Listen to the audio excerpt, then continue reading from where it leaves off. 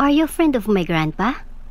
Napalingon siya sa anak nang marinig iyong itanong ng batang iyon kay Herman. That's your fucking father. You're standing next to your father, Daniel. Parang gusto niya yung isigaw sa anak niya.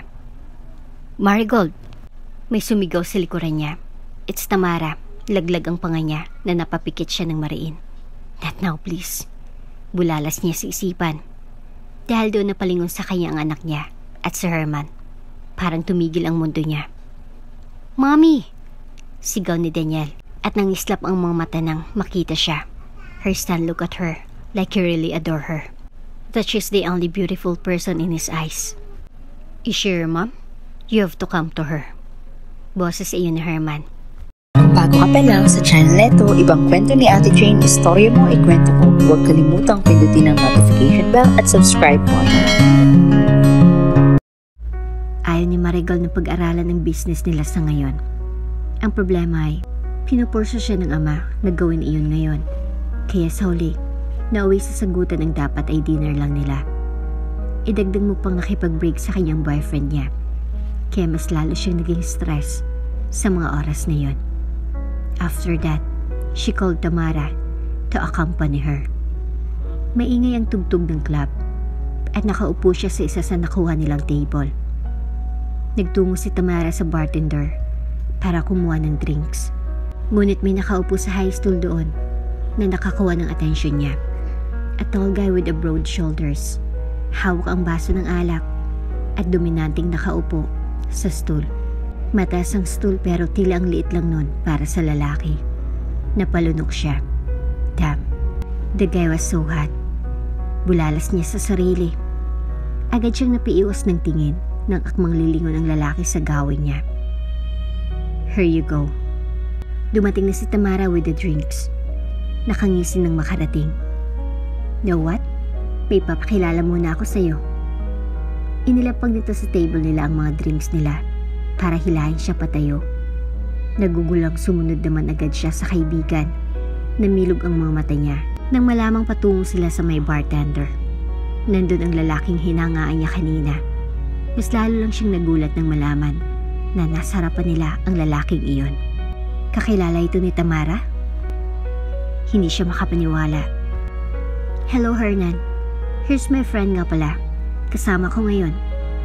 Introduce ng kaibigan sa lalaki. Hi.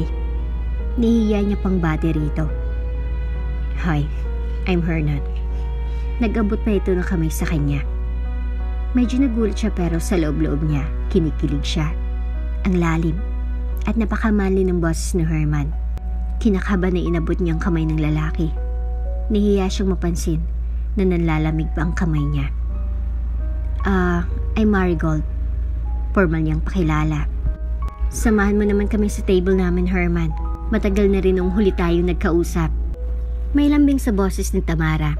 Halatang close na ang dalawa. Nakikinig lang siya sa dalawa habang nag-uusap. Pero napapansin niyang sumusulyap sa Herman sa kanya. Ngayon lang siya kinabahan sa isang lalaki. At kay Herman yon. Hindi niya napansin na nakailang shots na siya. Namalaya niya na lang na medyo tipsy na siya.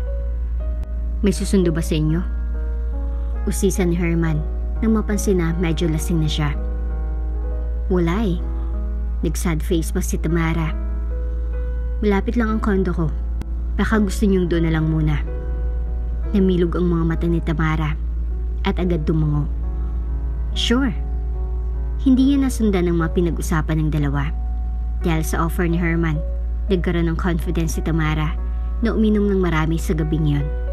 Nakipagsayaw pa nga ito sa mga lalaking nasa dance floor habang wala na siyang ginawa, kundi ang humilata sa couch. Lasing na siya at hindi niya kayang tumayo pa para sumayaw doon. Are you okay? Ang baritonong boses ni Herman ang sunod niyang narinig. Obviously not. Aningat nagagawa ng magsalita ng ganon dahil sa kalasingan. We will tell Tamara that we have to leave now. Anyaya nito. Ako na lang ihatid mo. Mamaya mo na lang siya kunin. Hindi pa yan uuwi. Ngumuso siya. Hindi agad nagsalita si Herman pero kalaunan ay bumuntong hininga ito. Okay. Anito. Bigla siyang tumayo at gumewang. Muntik na siyang sumubsob sa mesa pero agad siyang nahawakan ni Herman. Napangisi siya at yumakap dito. Napansin niyang natigilan ito. "Let's go, Marigold." Tumayo siya pero nakangisi at pikit ang mga mata. Binuhat siya nito palabas ng club. Wala sa sariling, kumunyapit siya sa leeg nito. Mas lalo niyang naamoy ang palalaki nitong pabango. Parang mababaliw na siya sa amoy pa lang. Nanatili siyang nakapikit hanggang sa nakarating sila sa kondo nito. Wala na siyang pakialam sa paligid. Namalayan niya na lang na inilapag siya nito sa kama. Pero ayaw niyang bumitiw sa pagkakayakap sa leeg ni Herman. "Marigold," sambit nito sa malambing na boses. "Huwag mo kong iwan. Dito ka lang." Garalgal niyang pakiusap habang namumungay ang mga matang pinagbasdan ng lalaki. Kitang-kita niyang pag-awang ng bibig nito. Ilang beses itong napalunok habang pinagmamasdan siya. Napangisi siya at gumalaw para halikan nito. Napamura siya sa sarili. Talagang nagawa niya. Napatunayan niyang ibang klaseng ang epekto ng alak sa kanya. Lumalakas ang loob niya dito. Gumalaw ang labi niya. Inuudyo ka na gumalaw din si Herman. Ngunit nanatili itong tila estatwa na nakatunghay sa kanya. Ang malaki nitong pangangatawan ay halos tabunan na siya. He was gentle inside yet he looked like a ruthless alpha. Nang mapansin na hindi pa rin ito gumagalaw, ay tumigil na siya at dismayadong na namumungay niyang mga mata nang tingnan ang lalaki. "She don't like the kiss? Hindi ba ako marunong?" She's staring at him with the sad eyes. Akmang lalayo na siya nang kabigin siya muli ni Herman. At sa pagkakataong ito ay sinalubong siya nito ng agresibong halik. Hindi siya nito binigyan ng pagkakataong huminga. Tila pinapakita nito kung anong totoong halik. Nagsisimula na siyang magtanggal ng saplot pero isang haklit lang ng lalaki ay nasira ang damit niya. "Damn it, I'm sorry. Papalitan ko yan bukas," he uttered in a husky voice. Napuno ng ungol ang buong silid. Hindi niya alam kung nagawa ngang sunduin pa ni Herman si Tamara sa club pagkatapos nun. They did it 3 times until 2 a.m. in the morning. Pagod na siya kinabukasan. Pagkagising niya wala na si Herman doon pero may iniwan itong paper bag na may tatak ng mamahaling brand. Damit ang laman niyon gaya ng ipinangako nito kagabi. Napihilot siya sa sentido ng maalala ang mga kabaliwang ginawa niya kagabi. Parang hindi niya nakaya pang harapin ang lalaking yon pagkatapos niya itong akitin kagabi.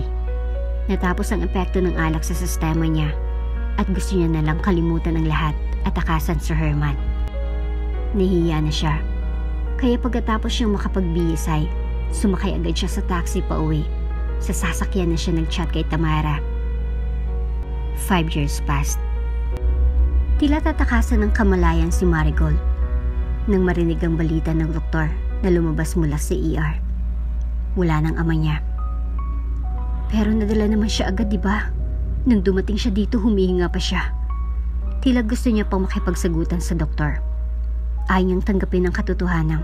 Wala nang ang ama niya. "Mari," awat ni Tamara sa kanya. "Hindi, Tam.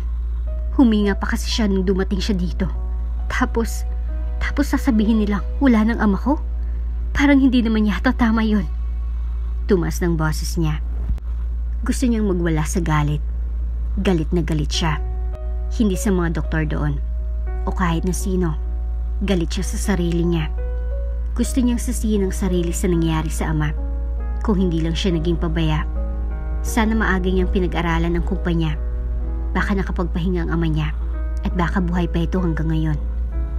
Duda niya ay dahil sa pagod kaya nagkasakit ang ama. Pero imbis na makatulong ay naging pabigat pa siya. It's okay. Yakap-yakap siya ni Tamara. Ginawa ang funeral agad-agad. Tulala siya habang nakaupo sa isa sa upuan na nasa unahan malapit sa kabaong ng ama. Nakatitig siya sa batang lalaki na nasa edad 4. Naglalaro ito ng balon. He is her son.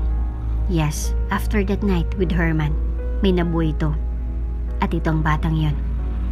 Hindi niya kailanman pinagsisihan na nagkaroon siya ng anak. Ang pinagsisihan niya ay ang padalos-dalos niyang desisyon. Sana binigyan niya malang ng maayos na pamilya ang anak niya. Hindi sana ganito lumaki itong walang ama. "Danielle, Baby, tawag niya sa anak. Agad dumigil sa paglalaro ang bata at namimilog ang inosenteng mga mata na nakatingin sa kanya. Come here, baby. Let me check your back. Ani at naglabas ng pamunas. Basa ng pawis ang likod ng anak. Kanina pa ito naglalaro. When will Lolo wakes up, mommy? Natigilan siya nang itanong ng anak iyon. Napalunok siya at hindi agad nakasagot. Kanina pa siya nakahiga dyan. Ayaw niya na ba akong kalaro? Imbis na magsalita, niyakap niya na lang ang anak at napaiyak. Ayaw niyang sabihin ang totoo sa anak. Baka masaktan lang ito at kapag nalaman nitong tuluyan na silang iniwan ng lolo nito.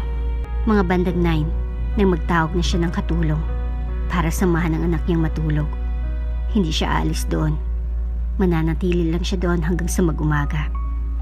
May mga malayong kamag-anak na dumating para makiramay. Usually, hindi talaga ka-close ng pamilya nila. Hindi rin sila nagkaroon ng reunion na magkamag-anak kaya hindi sila masyadong close. Ang ibang kaibigan ng ama niya ay nagtungo doon para makiramay rin. Dapat doon mo pa tinake over ang kumpanya ng ama mo. Tiyak na nakapag-relax mo lang siya nang matagal hindi yung ganito. Alam mo naman na workaholic siya. He deserves a long vacation. Natutukan niya man lang sanang kalusugan niya. It's her tita. Sa side ng ama niya. Napayuko na lang siya. Kaya nga, matagal na palang sinabi sa'yo na pag-aralan mong kumpanya. Dapat ginawa mo na agad. Arnolfo always talk about this. Akala ko pa man din. At okay na. Pwede ka nang mamahala. Hindi pa pala. Dismayadong umiling-iling naman ang isa niya pang tita. Hindi nagpunta ang mga ito para makiramay, kundi nagpunta ang mga ito para lang sisihin siya. Tinatanggap niya naman ang mas sinasabi ng mga ito. Dahil kahit siya, aminado siya sa sariling, dapat nga siyang sisihin sa nangyari sa ama niya. I'm sorry, she said at last. Bakas sa mukha niya na aminado siya. Gusto niyang iparating sa mga itong ayaw niya na sanang marinig pa iyon sa bibig ng mga kamag-anak. Ang gusto niya ngayon ay ang suporta ng mga ito. She's done with the insults. All she needs was their comfort. Si Tamara lang naman kasi ang nagko-comfort sa kanya. Pagkatapos nito hindi niya na alam ang gagawin niya. Nakaasa siya sa ama niya simula pa nung bata siya. She doesn't know how to earn on her own. May laman ang bank account niya, but she can't guarantee na magtatagal iyon. Come on, she have already a son. Hindi na lang siyang kailangan mag-survive dito. Natahimik ang kamag-anak niya. Inasahan ng mga itong makipag-argument pa siya. Clearly, wala itong alam tungkol sa kanya. That's how outcast she is to them. Hindi na rin siya aasang makakaasa siya ng tulong mula sa mga ito. Wala rin naman ang mga kamag-anak niya noong mga panahong muntik nang lumubog ang kumpanya ng ama niya. Sumulpot lang ang mga ito noong nalaman itong patay ng ama niya. Kahit pa binato siya ng masasakit na salita ng kamag-anak ay nagawa niya pa rin ihatid ang mga ito hanggang sa sasakyan ng mga ito. Hindi na siya halos kayang tingnan ng tita niya bago mo lang ito sumakay sa sasakyan. Mag-ingat kayo, Iha. Just call us when you need help. Anin ang asawa ng tita niya. Her tita Mary is a good man, pero kahit alam niyang makakatulong ang asawa nito, there's no way that she would ask for their help. Mas lalo lang magiging feeling entitled ang tita niya oras na nagkaroon sila ng utang na loob dito. Baka oras-oras siyang sumbatan ng tiyahin pag nagkataon. Bumalik siya sa loob pero sa entrada pa lang ay biglang tumudog ang cellphone niya. Kumunot ang noo niya nang makitang ang abogado ng ama niyang nakikita sa screen. Hello, Iha? Bumuntong hininga siya. Yes po. Can we meet after leaving ng ama mo? Just for the important meeting. This is all about your father's last will. Mahimigan ang lungkot sa boses ng abogado. Matagal na nitong naging kaibigan ng ama niya. Yes, sure po. Condolence, Iha. Nagsimula na namang tumulo ang luha niya at napatingin sa kabaong ng ama. Seriously, hindi niya na talaga alam kung anong mangyayari pagkatapos nito. Kakayanin niya kayang wala ng ama niya? So this will become her hell? Losing the person she only leaned on for a long time will be worse as this. Para siyang bata ngayon lang natutong maglakad. Namamaga ang mga mata ni Marigold habang pinapakinggan ang mga salita mula sa pare na nagbibindisyon sa huling hantungan ng kanyang ama. Kailangan niya pang aliwin ang anak nung ipasok na sa sasakyan ang kabaong ng ama niya para hindi na ulit magtanong ang anak kung bakit kinuha ang katawan ng lolo niya. His son was very close to his father, kaya ganun na lamang ito kamausisa sa mga nangyayari sa lolo nito. But still, his son Daniel didn't have any idea. Hindi pa nito alam ang tungkol sa kamatayan, bagay na ayaw niyang maaga itong malaman. Ayaw niyang maaga nitong maramdaman ang sakit at ang matinding pangungulila. Dumalo sa libing ang mga tita niya. Tiningnan pa nga siya ng mga ito mula ulo hanggang paa. Hindi niya na iyon pinansin pa. Mas lalo lang sumikip ang dibdib niya nang ibaba ng mga tauhan ang kabaong. Why are they putting Lolo in there? Namilog ang mga mata niya nang malingon na ng pinanggalingan ng boses. It's her son. Dapat nasa sasakyan nito kasama ng yaya nito. At dapat hindi nito masaksihan ang nangyayari ngayon dito. Sorry ma'am, bigla na lang po siyang tumakbo. Natakasan niyo po ako kanina sa van. Bibilisan ko sana pero nawala na lang siya bigla. Agad ng paliwanag ng yaya. Nakasunod ito agad sa anak niya habang humaangos pa. Tumango lang siya sa babae at tumingin sa anak na umiiyak, ngunit bakas sa mukha na naguguluhan. Nilapitan niya si Daniel at niyakap ito. Do you remember Agartha? Yung kwento ng lola mo sa'yo noon? Humahagulo na tanong niya sa anak. Yung another world? Do you remember that? Tumango ang anak niya. Yes, mommy. Si lolo papunta na sa ibang daigdig, just like Agartha. Doon, kasama niya si Jesus at magiging bantay na natin siya. Hindi niya masabi dito ang eksaktong salita because the word death is just so harsh to her for a 4-year-old boy. Lolo will become our guardian angel? Inosente nitong tanong. Tumango siya at pinahid ang luha sa pisngi. Yes, baby. Nanatiling nakatitig ang anak niya sa kabaong na binababa sa lupa. Naghagi sila ng mga puting rosas doon at binindisyon na niyon ng pari bago nilagyan ng lupa. Kaya lang may huling nagtapon ng bulaklak bago tuluyang natabunan ng buong kabaong. Sinunod niyang pinanggalingan ng huling rosas. Agad nagwala ang puso niya nang makitang mukha ng lalaki. Sir Herman. He's the person who threw the last rose. Bakit nandito ang lalaking ito? Anong connection ng lalaki sa ama niya? It's been 5 years pero nang makita niya ulit ito, tila kahapon lang sila nito nagkakilala. Sinariwan nitong lahat ng alaala nilang dalawa and the fact that she has a son with him. Alam kaya nitong mainak sila? Hinimas ni Tamara ang braso niya. Hey, you look pale. Are you okay? Nilingon niya ang kaibigan at sandaling napanganga. Matagal bago siya nakasagot. Hindi agad nag-sink in sa isipan niya ang sinabi nito dahil sinasakaw pa ng tungkol kay Herman. Ang kamalayan niya. Tamara was a friend of Herman, pero alam ni Tamara na gusto niyang ilihim kay Herman ang tungkol sa anak niya. He's here. Aniya't medyo balisa ang mukha. Kumunot ang noo ni Tamara. What do you mean? Herman, he's here. Pagkaklaro niya. Namilog ang mga mata ni Tamara at agad na patingin sa paligid. Mas lalo lang itong nagulat nang mapagtantong tama siya. Nandun pa rin si Herman sa kinatatayuan nito. Halatang na-late ito ng dating sa libing ng ama niya. Do you have any idea why he's here? Usisa niya kay Tamara habang kinakabahan. Nagkibit balikat ito. No, hindi ganun kalalim pagkakaibigan namin. Nakilala ko lang siya sa isang cruise ship. Via Panama. We're just casual friends. Napakapa siya sa dibdib. Hindi niya na alam kung papaano niya pa tatakasan si Herman ngayon. Kapag namukaan siya nito, it's the end for her. Baka pag-usapan itong tungkol sa anak niya at magdesisyon nito kunin si Daniel.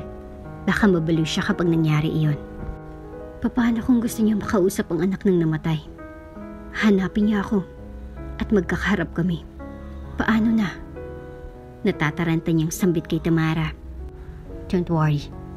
Akong haharap kapag gusto kanyang kausapin. Sasabihin kong napagod ka at gusto mo nang mapag-isa. ani Tamara. Sunod-sunod na patango siya. Right, that's the best to do. Agad siyang tumalikod at nagtungo sa van nila. Nag-expect siyang nasa van ng anak nito. Pero pagdating niya doon ay wala doon ang yaya at ang bata. Namilog ang mga mata niya at agad lumabas. For Patty's sake. Bulalas niya at agad niyang sinuyod ng tingin ang mga taong nandoon. Nang hindi niya mahagilap ang hinahanap ay nagdesisyon na siyang puntahan ang pwesto ng libingan ng ama. Tila tatakasan siya ng kulay sa mukha nang makitang anak niya kasama ng yaya nito, kasama si Herman. Nakasquat si Herman sa harapan ng bata upang magpantay ang mga ito. Oh God! Natatarantang sambit niya sa sarili. Are you friend of my grandpa? Napalingon siya sa anak nang marinig iyong itanong ng bata iyon kay Herman. That's your fucking father. You're standing next to your father, Daniel. Parang gusto niya iyong isigaw sa anak niya. Marigold. May sumigaw sa likuran niya. It's Tamara. Laglag ang panga na napapikit siya ng mariin. Not now, please. Bulalas niya sa isipan. Dahil doon napalingon sa kanyang anak niya at si Herman. Parang tumigil ang mundo niya. Mommy! Sigaw ni Daniel at napakislap ang mga mata. Nang makita siya, her son looked at her like he really adored her.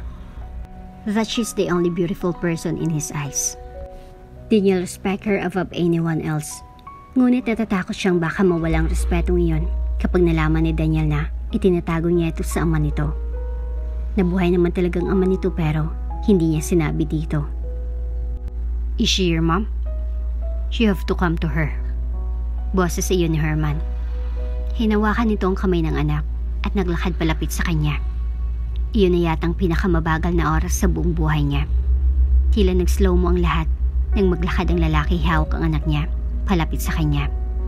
Binitawan lang nito ang kamay ng anak nang makalapit na sa kanya. Agad niyang niyakap si Daniel. We have to go now. Bulong niya sa anak. I have to go. What is your name again? Sumingit si Herman. Agad humarap si Daniel dito. Daniel po. Okay, Daniel. To you too, Mrs. Tsaka bumaling sa kanya si Herman. Napanganga siya. Hindi siya nito kilala. Gulat pa rin ang mukha niya habang pinagmamasdan ang likuran nitong papalayo sa kanila. She heard that. Hindi siya kilala ni Herman. I'm sorry.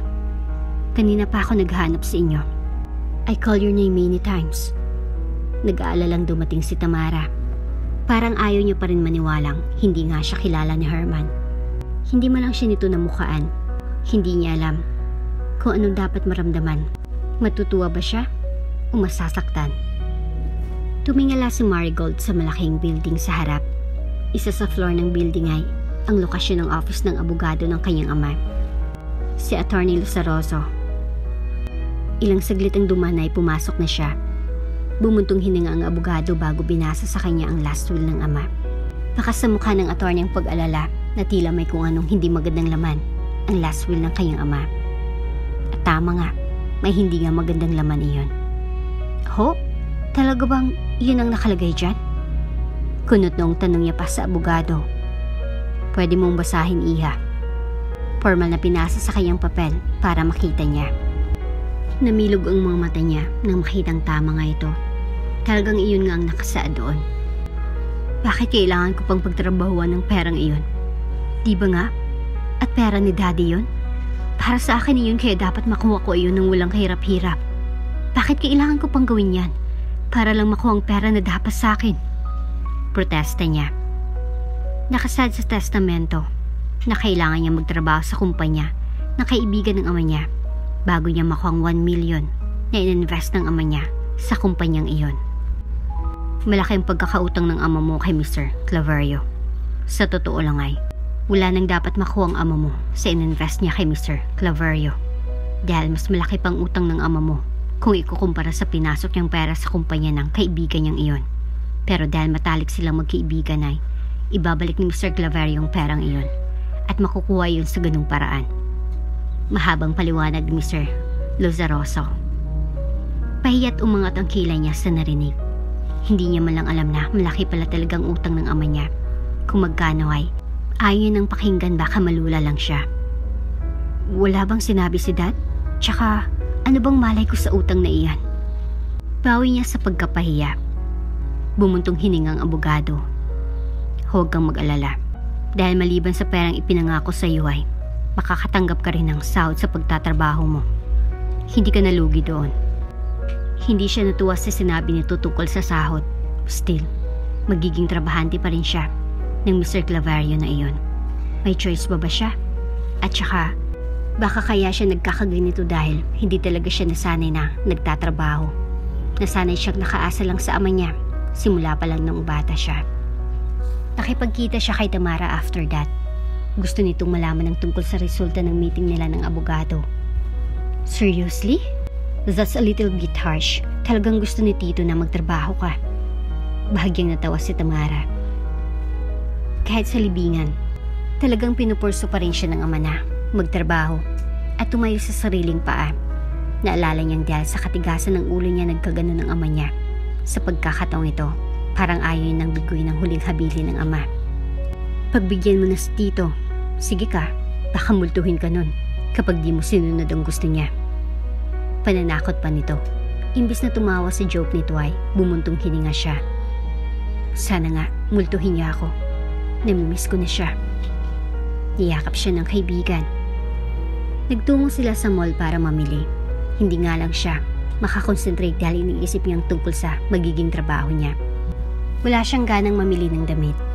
Ang binili niya lang ay yung stuffed toy na pasalubong niya kay Daniel. Let's look for a restaurant nearby. Nagutom ako. Let's try sangyupsal this time. Wika ni Tamara.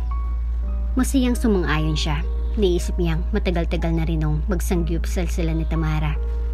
Nasa labas pa lang sila ng napiling restaurant nang makitang Paris na pumasok sa naturang restaurant. Sina Herman at isang matangkad na babae. The girl was clingy and they're smiling to each other while going inside. Hindi niya rin masasabing relatives yung dalawa. Napansin din yun ni Tamara kaya napatigil din ito. Herman is a girlfriend. That's Sahara. Paliwanag ni Tamara. Kunot nung binalingan niya ito. Nagtatanong mga tingin niya. I just know, duman sa newsfeed ng social media account ko. New girlfriend niya ni Herman si Sahara. Kaya ganun. Sagot nito sa nagtatanong niyang tingin. Hinila na lang siya ni Tamara sa ibang kainan.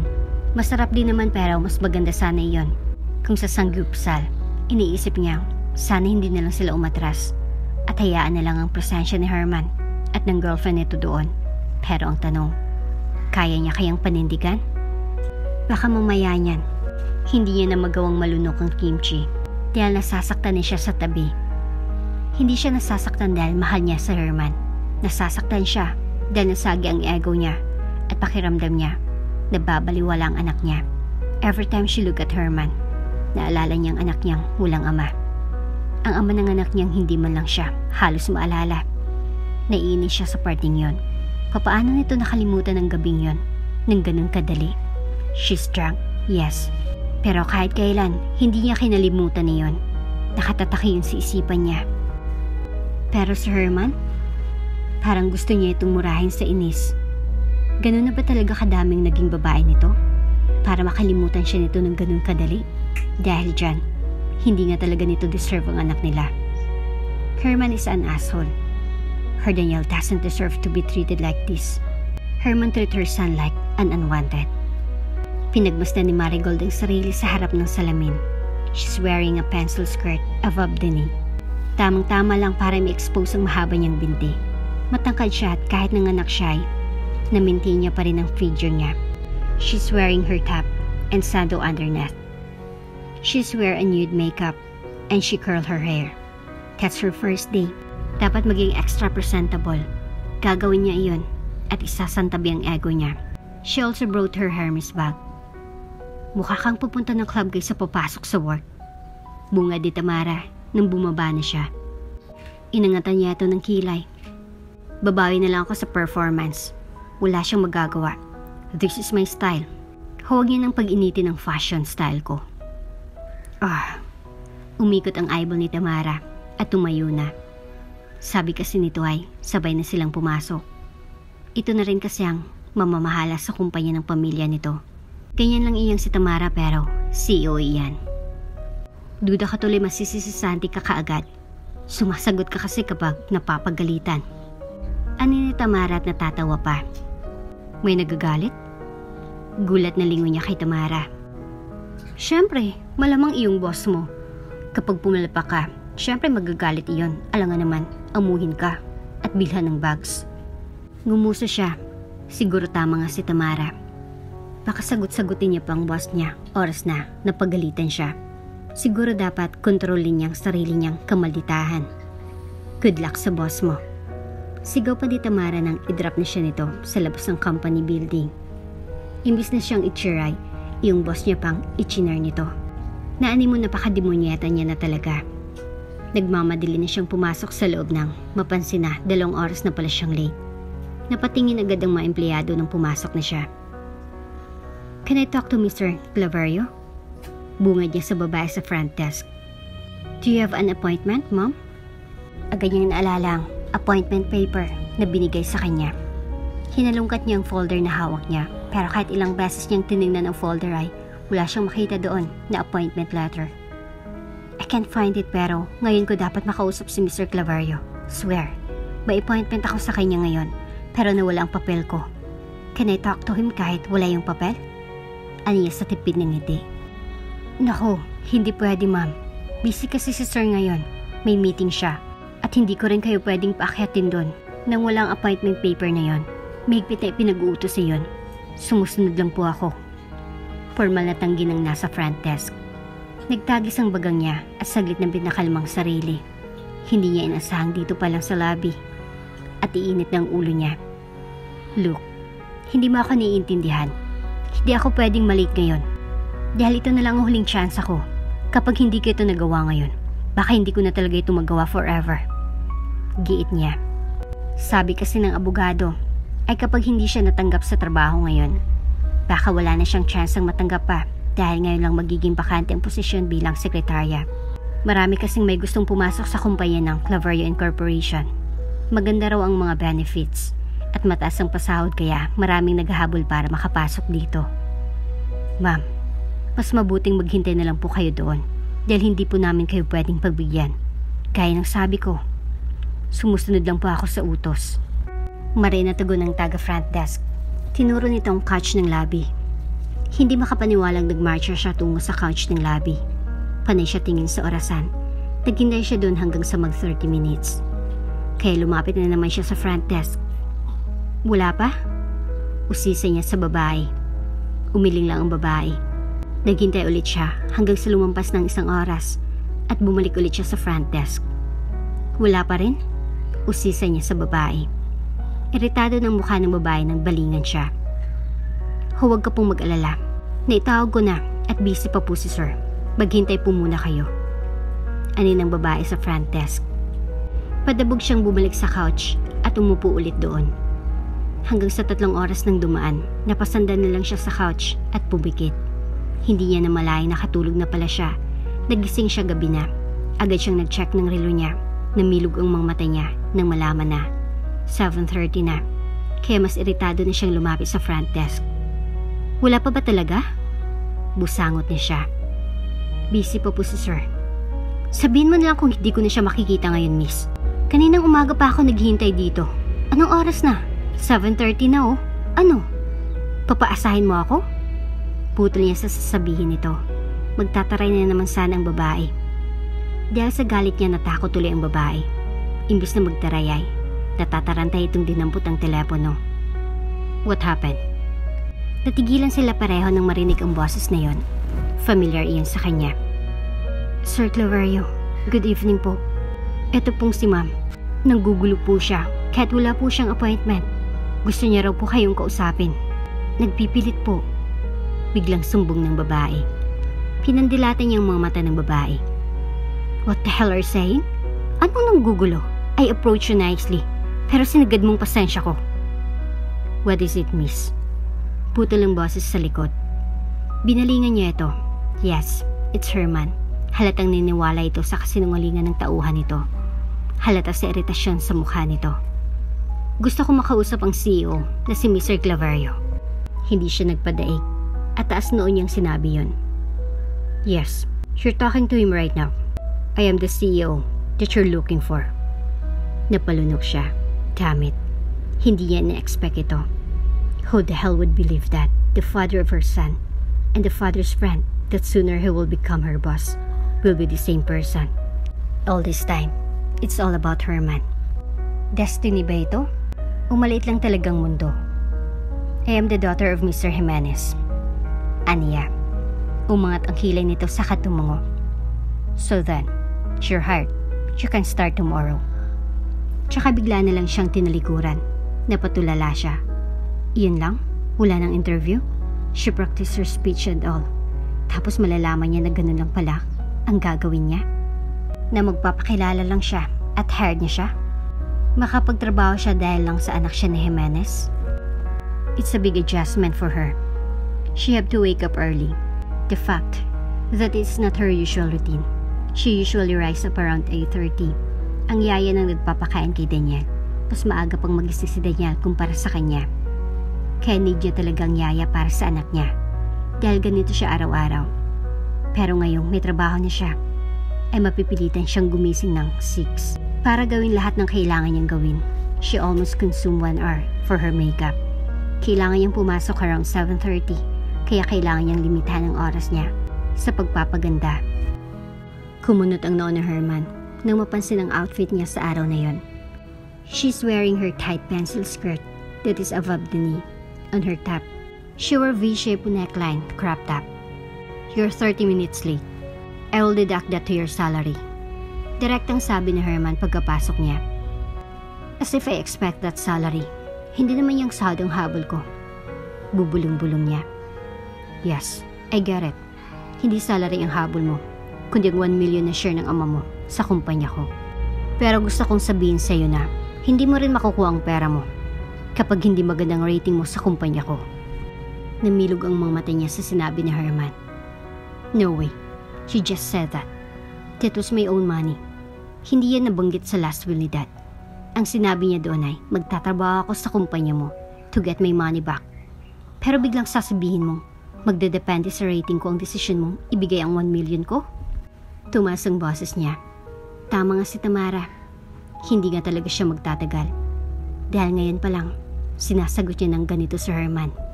Imbis na maalarma sa boses niya ay, tila ng hamon pa itong nakatitig sa kanya. Hindi ba nabanggit sa last will ng ama mo? Ibinilin ka niya sa akin? Natigilan siya. Right. Nabanggit nga rin pala iyon. Nakalimutan niya lang. In short, lahat ng sasabihin ko ay gagawin mo. I am your guardian now, Miss Jimenez. Nagtagis ang bagang niya. Ilang beses na siyang napamura sa isipan niya. Tumingin ito sa katawan niya. And next time, wear a proper clothes. May dress code tayo dito. Ibagay mo sa lugar ang isusuot mo. You're working in the company, but you look like going to a party. Act like a professional. Pahabol pa nito. Kaya buong maghapon siyang iritado nagsimula sa trabaho niya. First day of work, parang gusto niya agad manabunot ng tao. Gusto niyang sabunutan si Herman. Mga bandang 4 p.m. nang mapansin niya ang babaeng pumasok sa office ni Herman. That's Sahara girl, ang girlfriend ni Herman. Kung makapanglahit siya ng outfit ko, wagas. Pero may kinakalantari naman habang naka-duty. Professional na siya niyan. Bubulong-bulong niya habang nakatitig sa opisina ng lalaki. Panay ang sulip niya sa pinto ng office. Hindi pa rin lumalabas si Sahara sa office. Kumuyom ang kamao niya. Sige, maglampungan lang kayo dyan. Mambabae ka ng marami. Sasabihin ko sa anak mo ang makarakas mo kapag lumaki siya. Bubulong-bulong niya ulit. Hanggang sa biglang dumating ang isa sa staff. Galing ito sa office ni Herman. Miss Jimenez, ipapakuha raw ni Mr. Clavero ang mga papel sa desk niya. Pag-aralan mo raw yun. Iritadong sumunod siya. Nang buksan niyang office ng lalaki ay hindi niya ito nakita doon. Imbis na sa Herman ang makita ay ang gabundok na papel ang nakita niyang nakalapag sa desk nito. Wala nang ibang nandun, kundi yung patong-patong na papel doon. Seriously? Bulalas niya. Hanggang sa narinig niyang hagikik ni Sahara sa kabilang silid. May sariling bedroom si Herman sa mismong office nito at halatang naglalampungan pa ang dalawa doon ngayon. Tapos gusto nitong siyang tumapos ng trabaho dito. Fuck you, Herman. nang gagalaitin na sambit niya sa kawalan. Nagsimula na siya sa pagtatrabaho nun. Inabot siya ng 12. Hindi pa rin siya tapos. Halos hindi pa siya nangangalahati sa binabasa. Antok na siya. At wala nang ibang nagawa kundi ang mapasubsob sa binabasa. This is the first time na hindi niya makatabi sa pagtulog ang anak niya. Puyat na puyat pa siya nang pumasok siya kinabukasan. Pinapatay niya sa titig Sir Herman. Kagabi pa siya iritado dito. Natapos ko na. Pabagsak ang pagkakalapag niya sa mga papel sa harapan nito. Tiningnan ni Herman ang mga papel na parang nagtataka pa kung bakit kailangan pa niya yun pakita dito. Halatang walang pakialam kung natapos niya yun o hindi. Is that so? Then siguro kaya mo nang simulan na rin ito. Inilapag nito sa harapan niya ang mas maraming papel.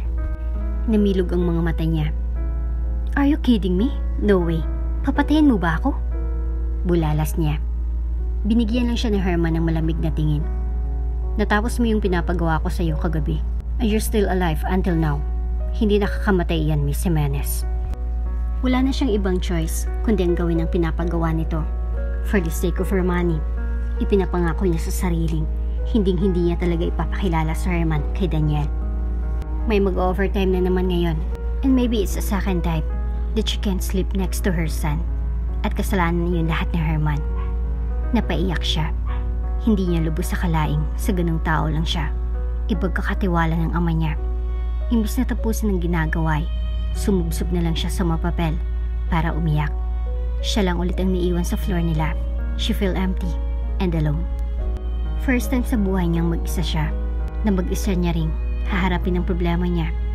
Pero kailangan niyang lumaban para sa anak niya. Pinahid niyang luwat na pagdesisyon ng tapusin ang ginagawa.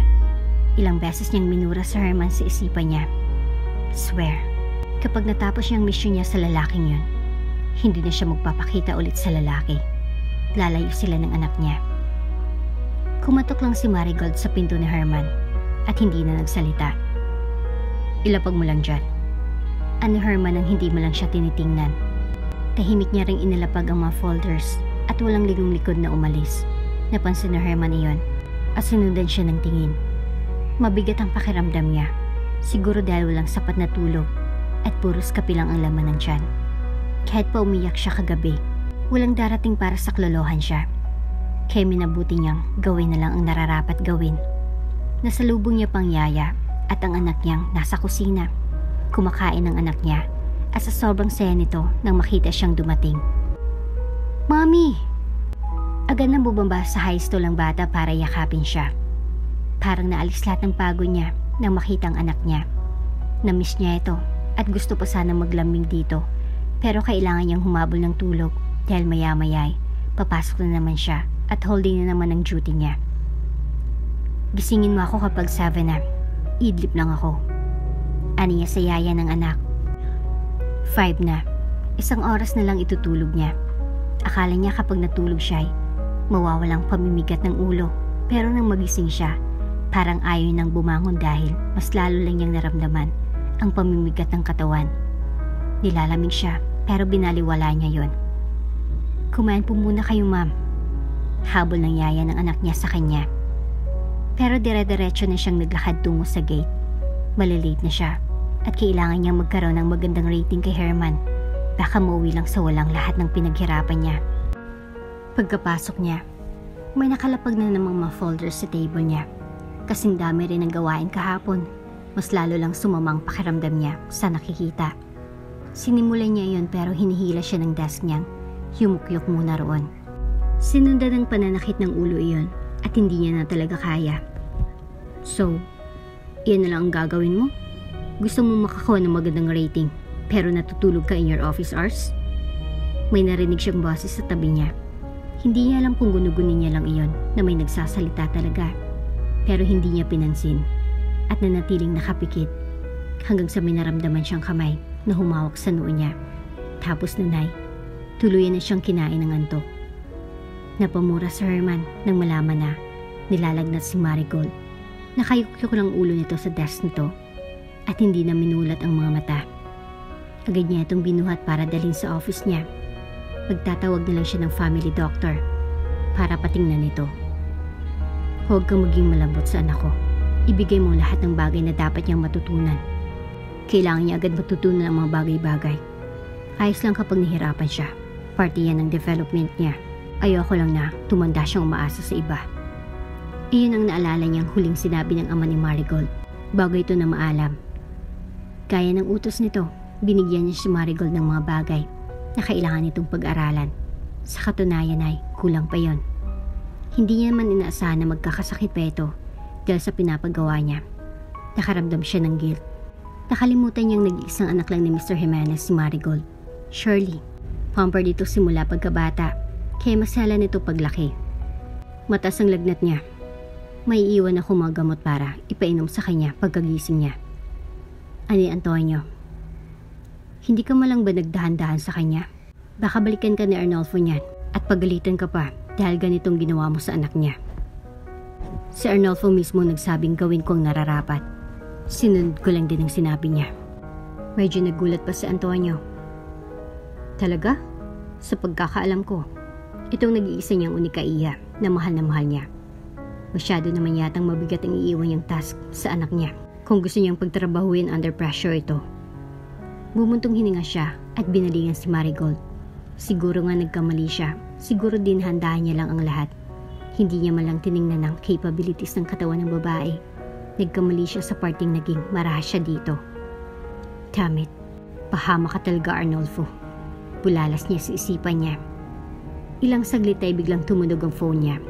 Si Sahara ang nasa phone screen. Darling, nagpa-reserve ako ng seat sa isang newly open na restaurant ng friend ko. Gusto ko i-congratulate natin siyang dalawa. Mas matutuwa yun kapag nalaman niyang nagpunta tayo. Masayang sabi ni Sahara sa kabilang linya. Sa totoo lang, demanding si Sahara. Lahat ng gusto nitong puntahan ay gusto nito. Kasama siya. Hindi rin ito iniisip kung busy siya o ano. Kung pasok ba sa hectic niyang schedule ang mga demands nito. I can't come, darling. May meeting pa akong dadaluhan maya-maya. Later, mga bandang 7 PM naman yun eh. I'm sure makakahabol pa tayo. Mas maganda nga sana kung nandun tayo sa ribbon cutting. Oh my gosh, mas lalo siyang matutuwa sa presence natin doon. Umot pa nito. I have meeting in 7 PM too. I don't know if... Can you try hard naman please? Alam kong makakahanap ka pa ng paraan para makapunta tayo ng maaga doon. Ikaw ang CEO. You can do everything. Putol ni Sahara sa sasabihin niya pa sana. Bumuntong hininga siya. Okay, I'll try. Yes, oh my gosh. Thank you, darling. Alam ko makakahanap ka ng time mamaya. Surely. Napabaling siya kay Marigold. Tulog na tulog pa rin ito. Inisikaso niya na ang lahat. Hanggang sa umabot ng 7 tulog pa rin si Marigold. Nang makabalik siya sa office. Talagang bumabawa ito sa 2 gabing pagpupuyat nito. May mga inisikaso siya sa desk niya hanggang 8. Hindi niya na napansin ang oras nang biglang bumukas ang pinto ng office. Ang nag-aalboroto niyang GF ang bumungad sa kanya. What the hell, Herman? Namumuti ng mata ko sa paghintay sa iyo sa restaurant ng friend ko. Hindi ka pa rin dumating. Alam mo bang napahiya ako doon? Parati kong sinasabi sa kanilang darating ka. Pero natapos lang ang opening. Hindi ka pa rin dumating. Pinagmukha mo akong sinungaling doon. Bulew nito pagkapasok. Napahilot siya sa sentido. Gusto niya nang magpahinga pero nandito siya. At nakatunganga pa rin sa mga papel. Tapos bigla siyang sasalubungin nito ng ganon. Napapagod na siya. Okay, I'm sorry. Busy lang talaga ako. Nang tingnan niya si Sahara ay namimilog ang mga mata nito. Habang nakatingin sa loob ng bedroom niya sa office. Nandun pa si Marigold at tulog. What's the meaning of this? Iyan bang sinasabi mo? Iyan bang pinagkakaabalahan mo? Sugod agad ni Sahara sa kanya. Ngayon mas lalo itong iritado. Mariin siyang napapikit. He knew it. Mauwi na naman sa away ito ngayon. Kunyari ka pang may meeting pero ang totoo. Nag-entertain ka ng mga ibang babae? Inihilamos niyang palad sa mukha. She's the daughter of Arnolfo Jimenez. Iniwan siya sa akin. She's sick and took care of her. Bakit ikaw pa? Wala na ba siyang kaibigan na mapag-iwanan niya dyan sa anak niya? Talagang ikaw? Bago pa maghurumento si Sahara at lumaki pa ang gulo, tumayo na siya at inaya itong umalis. Ibibili niya lang ito ng maalahas na gusto nito at kakain sa labas. Iyon lang naman ang nagpapakalma dito eh. Umayos na si Marigold kinabukasan. Nagulat siya nang malamang sa office siya na Herman nakatulog. Nagtataka pa siya nung umuwi siya. Sino palang nagdala sa kanya doon? Hindi na rin ganun karaming inilapag na folder sa desk niya. Kakayanin niya yun hanggang tanghali lang. Napansin niya rin na tanghali na at wala pa si Hernan sa office nito. Nasa kalagitnaan pa siya ng ginagawa nang may tumawag sa kanya mula sa front desk para sabihin may naghahanap sa kanya. Anak niyo raw po. Naghihintay sila dito sa lobby. Namilog ang mga mata niya at agad iniwan ng trabaho at bumaba kaagad. Tamang ang sinabing nasa front desk. Nandun ang anak niya, nakangiti agad ito nang matanaw siyang paparating. Mami! Anito sabay kaway dito sa kanya. Napangiti siya kahit bahagya siyang kabado. Umiiyak po kasi gusto ka raw niyang makita ngayon. Kaya pinagbigyan ko na ngayon. Huwag ka pong mag-alala. Uuwi rin po agad kami. Paliwanag ng yaya nito na agad na guilty. Ayos lang. Kumain na ba kayo? May restaurant malapit dito, pwede kayong kumain doon. Dalhin niyo na ang card ko. Kumain na po kami bago umalis. Ani ng yaya. Mami, gusto kong makita ang work mo. Gusto kong maghintay while you're working. Promise, magbibehave lang ako. Anito na tinaas pang isang kamay. Nako, hindi pwede. Busy si Mami. Sa bahay na lang. Uwi naman siya mamaya eh. Agad na singit ang yaya nito na biglang kinabahan sa sunod na hiningin ni Daniel. Lumuhod siya at hinawi ang buhok ng bata. Sorry baby. Tama si yaya. Hindi pwede. Baka mapagalitan si Mami.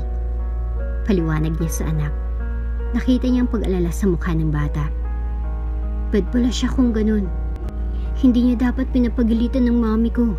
Wala namang ginagawa masamang mami ko. Agad nang palitan ng galit ang mga mata nito. Kapag pinagilitan ka niya, isusumbo mo siya sa akin, Mami. Natawa na lang siya sa kakulitan nito. Seryoso ito sa sinasabi nito, pero nakukuitan siya sa anak. Mula sa galit ng mukha ay biglang namilog ang mga mata nito nang may makita sa likuran niya. Bigla itong umalis sa harapan niya at tumakbo. Gulat na napasunod siya ng tingin sa anak. Nagulat siya nang mapagtanto kung saan ito patungo. Patungo kay Herman. Hello po, ako po si Daniel. Nagkita po tayo nung inilibing si Lolo. Sabi ni Mami, inaaway siya dito. Dahil friend na po kita, gusto kong protektahan niyo po si Mami sa nangaaway sa kanya. Malakas ang boses ng anak niya, narinig niya hanggang sa kinatatayuan niya. Maging ang ibang empleyado roon ay napatingin sa bata. Sino bang hindi mapapalingon kung kausap lang naman ang anak niya ay ang mismong CEO ng kumpanya? Sabihin niyo lang po sa akin kung sino yung bad na nag-aaway sa mami ko. Ako na pong bahala sa kanya. Hindi na siya makakilos sa kinatatayuan. Kahit nung yumuko si Herman para gulin ang buhok ni Daniel, ay hindi na siya nakapalag. Who is it? Ako nang bahala sa nang-aaway na yon. Just tell me. Malambing na tugon ni Herman sa bata. Gusto niyang sabihin si Herman ang tinutukoy niyang nang-aaway sa kanya. Buti na lang, hindi niya nabanggit kanina. Natawa ang ibang nandun. Maraming nagsabing ang cute raw ng bata. Daniel. Tawag pansin niya sa bata. Agad lumingon si Daniel sa kanya. Siya nga po pala. Gusto ko rin po sana mapanood si Mami habang nag-work. Behave po ako. At hindi po ako makulit. Miss ko na po kasi ang mami ko.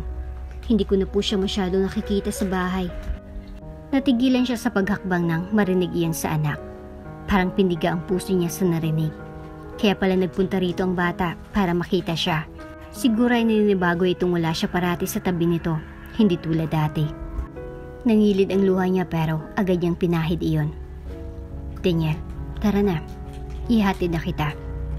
Hinila niya si Daniel palayo kay Herman. Napansin niyang sumunod ang mata ni Herman sa kanya. No, it's okay. Pwede mo siyang isama doon sa taas. Natigilan siya nang marinig yun kay Herman. Mommy, please. Gusto ko makasama ka ngayon. Promise.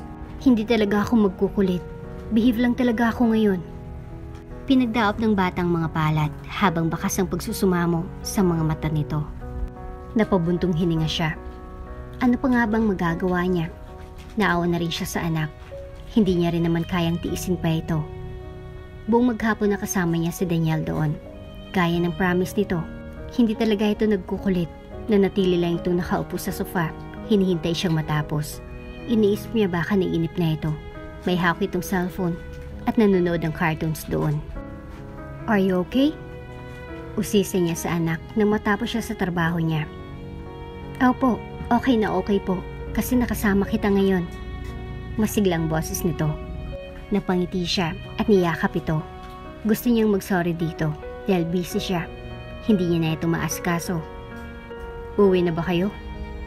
Napalingon sila pareho nang may biglang sumulpot na boses sa gilid nila. Si Herman nakatayo doon at niluluwagan ng necktie. Oo. Alanganin na sagot niya. Okay, ihatid ko na kayo.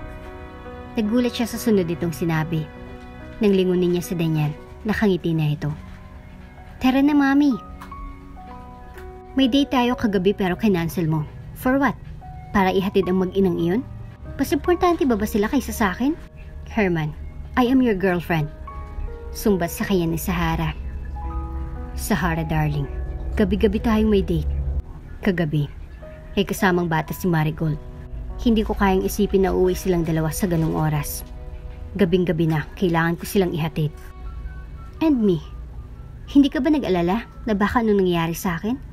Mag-isa ako kagabi at namumuti na ang mata na naghintay sa iyo sa restaurant. Papaano kung ginahasa ako sa daan? Kaya ba ng konsensya mo kapag nalaman mo na patay na ako? Buwelta nito. Bumuntong hininga siya at napapikit. Okay, I'm sorry. Babawi ako next time. Simula nung dumating sa buhay natin ang Marigold na yan, nagkakaganyan ka na. You changed, Herman. Hindi ka naman ganito noon. Ang Herman na kilala ko, mahal na mahal ako. Kapag tinatawagan ko, nandiyan agad. Hindi mo kailanman kinakancel ang dates natin. Hanggang sa... Tapos ay, umiyak na si Sahara. Naubos tuloy ang ilang oras niya sa pag-comfort sa babae. Umagang umagay, sumugod agad dito sa opisina niya para lang sumbatan siya ng ganun. He liked Sahara when he first met her. Noong unang nakilala niyang babae ay malambing ito. He likes how sweet she is. Hanggang sa bigla na lang itong naging demanding at clingy sa kanya. Sometimes, nasasakal na siya. Parang gusto niya na lang munang magpakalayo-layo ng walang Sahara sa paligid na biglang susugod sa kanya at manunumbat ng mga pagkukulang niya. Biglang bumukas ang pinto. Napatingin siya doon. It's Marigold. May bitbit itong mga folder. Mukhang magpapasa na ng gawa nito. Pero natigilan ito nang makita sila ni Sahara na magkayakap. Siya lang ang nakapansin kay Marigold. Umatras ito. Sinundan niya ng tingin si Marigold na bumalis sa table nito. Napabuntong hininga siya. Tahimik si Marigold habang nakayuko sa mga papel. Tapos na siya. Wala na siyang ibang dapat gawin. Pero habang nakaupo siya at nakatitig sa mga papel ay hindi maalis isipan niya ang mga nakita niya. He's hugging his girlfriend. Kino-comfort nitong babae. Sapat na ebidensya na iyon para masabi niyang mahal na mahal nito ang girlfriend nito. And there she is, dala-dalang anak ni Herman. Nagmumukha patuloy siyang kontrabida dito. Napabuntong hininga siya. Imbis na hintayin ang dalawang matapos sa office nito ay bumaba na lang siya. Matamlay siyang kumain sa kantin sa baba. Sa mga sumunod na araw ay nandun ulit si Sahara sa office ni Herman. Nakatambay ito roon na parang balak lang doon tumira. Nung ihatid niya ang mga pinapagawa ni Herman sa kanya, ay tagusan kong tumingin ang babae sa kanya. Para siyang papatay nito sa tingin. Ilalagay ko na lang dito. Aniyat agad inilapag ang mga folder sa mesa ni Herman. Tumingin ito sa kanya mula sa laptop nito at formal na tumango. Salamat. Nang masulyapan niya si Sahara ay baka sa mukha nito ang galit. Tila nagbabantay ito kung makatingin sa kanya. Hindi niya na ito pinansin at tahimik na lang umalis. Nagtungo siya sa CR para mag-retouch. Dala niyang purse at nagsimula ng ayusin ang mascara sa mata. Pasaan yan? Napalingon siya sa dumating. It's Sahara. Nakataas ang kilay na tinignan siya sa refleksyon ng salamin. Kumunot ang noo niya. Ha? Iyang pagpapaganda mo, required ba yan? What do you mean? Nagbitiw siya ng hilaw na tawa. Bawal na bang mag-retouch ngayon? After niya sa mga ginagawa, At bababa na nagre-retouch naman talaga siya. Maging ibang babae sa company ginagawa yun. That's so ridiculous to ask about it. When it's obvious that she liked to do it to look more presentable. It's not necessary though. But who cares? Nakakapanibago lang na itatanong pa ni Sahara ang tungkol sa pagpapaganda niya. Kanina niya pa napansin na parang may problema nga ito sa kanya. Pagpasok niya pa lang sa opisina, ang sama-sama na agad nitong tumingin. How many hours ang sinasayang mo para magpaganda imbis na ilaan ang oras na yun sa pagtatrabaho? My God. Herman spent millions for his employees para ano? Para lang sayangin ang oras sa pagpapaganda? Anito at sarcastic kong tumawa. Mas lalong nangunot ang noo niya. Excuse me? Matapos maglagay ni Sahara ng lipstick, ay nakaangat ang kilay nito nang humarap sa kanya. Oh, bakit?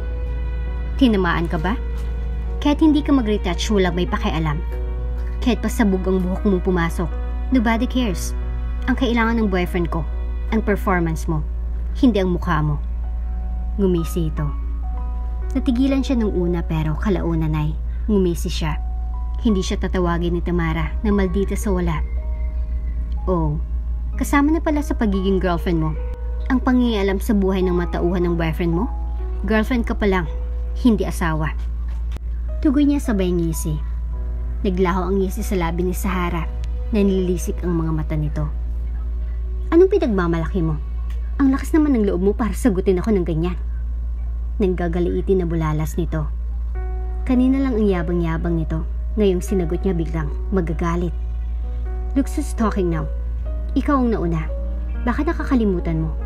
Ginulo mong tahimik na pagre-retouch ko dito. Tinaas niya ang mascara niya at pinakita ang mamahaling brand ng mascara. I brought this mascara with my own money. I can pay my bills with my own money. Wala kang kontribusyon sa buhay ko even a cent. Saka mo ako insultuhin kapag may kontribusyon ka sa buhay ko. Nagligpit na siya ng mga gamit niya at akmang aalis na nang bigla na lang siyang hawakan ito sa braso. Saan ka pupunta? Hindi pa ako tapos. Hindi na nito natapos ang sasabihin nang bigla niya itong tinulak sa braso. Nabitawan niya ito at napaatras ito. Derma ko lang ang pwedeng humawak sa katawan ko. Ayokong hawakan ng ibang skin ko. Mahal ang gastos ko dyan. Aniya sa hinawakan ng buhok. Nang nakaalis na siya, narinig niya pang sigaw ni Sahara sa loob. Habang seryoso lang siyang naglakad tungo sa elevator. Busy na sa Sabado, may event ang kumpanya dahil sa successful na project ng kumpanya. Darating ang ibang malalaking contributor. Inaasahan ng lahat ang malaking event sa pagkakataong yon. Mas naging busy siya, pero successful naman na nagawa ang naturang event. Nandun ang mga empleyado at kasama sa pagsiselebrate ng success ng kumpanya. So far, nakasanayan niya ng pagtatrabaho sa kumpanya. Narealize niya, nagugustuhan niya na ang ginagawa. Sa una lang pala ito mahirap. Ngayon naintindihan kung bakit naging workaholic ang ama niya noon. Pinagdarasal niyang sana hindi siya maging workaholic katulad ng ama. Nandito na lahat ng mga list about sa event. Lahat ng madarating. Kahit sa small details ay naisulat ko na. Paliwanag niya matapos siyang ilapag ang folder sa desk nito. Bitbit niya pa sa kabilang kamay ang laptop niya na kanina niya pa halos hindi mabitawan dahil sa pagkabisi. Before ang event ay kinausap niya si Herman tungkol sa gagawing event kinabukasan. Maaga pa. Pwede pa naman nating dagdagan ng base sa gusto mong mangyari. Yung lahat ng gusto mo ay maayos nilang nasunod. Pinapacheck ko lang na in case may gusto kang baguhin at dagdag. Dagdag niya pa. Herman looked satisfied when he checked her files. Magaling. Ngayon lang naging mas organized ang event. Dati hindi ganito. I'm happy that you really made it. Ngumiti si Herman sa kanya. Natigilan siya at napatitig sa lalaki. Namumuhay ang mga mata nito. His red lips in a thin line with the messy hair. He looks so damn fine. Kalaunan ay napakurap-kurap siya at napaiwas ng tingin. Bakit ba nagkakaganon siya? Aaminin niyang attracted siya dito matagal na. Hindi niya lang lubos sa kalaing hanggang ngayon.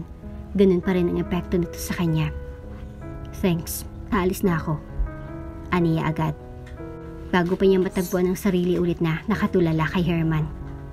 Ngunit bago pa siya makaalis ay bigla itong nagsalita. Thank you for your efforts. I really appreciate that. Ngali-ngali siyang lumingon kay Herman at nagbitiw ng tipid ng ngiti at bahagyang nagbago umalis. Napakapa siya sa dibdib nang maramdaman ng pagwawala ng puso. Not this time. Oh my God. At least not to Herman. Hindi pwede sa kanya ang lalaking yun. Pag-ari na ito ng iba at hindi na siyang mang-agaw. Sa mismong event ay marami siyang narinig na magandang feedback tungkol sa ginawang party. Grabe, ang galing! Congratulations, Marigold! Ang ganda ng idea mo. Puri ng mga katrabaho niya nang masalubong siya nito sa backstage dahil kahit sa mga oras na iyon ay abala pa rin siya. Gusto niyang maging perfect ang lahat. Dinouble check niya ang mga ito. Kapag may nangyaring hindi maganda sa event na iyon, malaking impact iyon sa kumpanya nila. Masaya siya nakatanggap ng papuri kaliwat kanan. Nang magsimula na magsalita sa Herman as a CEO at main subject sa event na ito, agad siyang tumigil sa ginagawa. Natagpuan niya na lang ang sariling nakatulala habang pinapakinggan sa Herman. His elegant talk suits him very well. He looks more tall and massive. Mautoridad siyang nakatayo sa harapan ng mga bisita. He talks professionally. Unang tingin mo pa lang, alam mo na agad na hindi siya basta-bastang lalaki. He stands so tall and suitable for that heavy title. Napanganga na lang siya habang pinagmamasdan ng lalaki. Hindi niya lubos sa kalaing aabot sa ganito ang paghanga niya dito. Tila ngayon lang naisampal sa kanyang realidad at kung gaano kataas si Herman. And to my secretary who manages this event very well. A big thanks to her efforts. She seems like my own daughter and I'm proud of her. Natigilan siya sa binanggit ni Herman. She seems like my own daughter. Parang umalingaw iyan sa isipan niya. Anak ang turing ni Herman sa kanya. Herman was already 40 and close friend to her own father. Ang tawagin siyang parang anak nito ay dapat ikatuwa niya. Pero papaano? May anak siya sa lalaking ito at parang hindi niya rin kayang matuwa sa narinig. Imbis na matuway, nasasaktan siya. Ilang saglit ay tinawag na nito ang girlfriend nitong si Sarah. Sarah kissed him in front of everyone and smiled at sa mismong harapan niya. Mas lalong sumikip ang dibdib niya sa nakikita. Right, there's Sarah, ang girlfriend nito at ang tunay nitong mahal. Ang babaeng bagay dito at pwede rito. Nandito lang naman siya dahil sa perang gusto niyang makuha. Party na lang siya ng past ni Herman na hindi nito matandaan at kinalimutan na nito. Sana kaya niyang gawin iyon. Sana kaya niya rin itong kalimutan katulad ng paglimot nito sa kanya. I have to go. Kailangan na ako ng anak ko. Paalam niya sa kasamahan niya. Hindi na siya kailangan doon dahil na-provide niya na lahat ng needs. At saka, hindi na siya kailangan ni Herman. Tahimik siyang umuwi. Tulog ng anak niya nang makarating siya sa bahay. Niyakap niyang tulog niyang anak na bahagyang gumalaw sa pagkakahiga. I love you, Mommy. Nagsasalita si Daniel habang nakapikit ito. Nanaginip ang anak niya sa kanya. I love you too, baby. Starting tonight, it's just you and me, baby. Tayong dalawa lang ni Mommy. Just forget your father. Dahil hindi na tayo kasama sa mga pangarap niya. He already forgot about us. Sa simula pa lang, tayo lang talagang dalawa. He had someone in his life. And that's not us. Tumulo ang luha niya at hinalikan ang noo ng anak. I love you, Mommy. Muling sambit ng anak niya. At least, she had her son. That's more important this time. Nakatulog na siyang katabi ang anak. Kailangan niyang pigilan ng sariling humanga kay Herman. She have to ignore his charisma.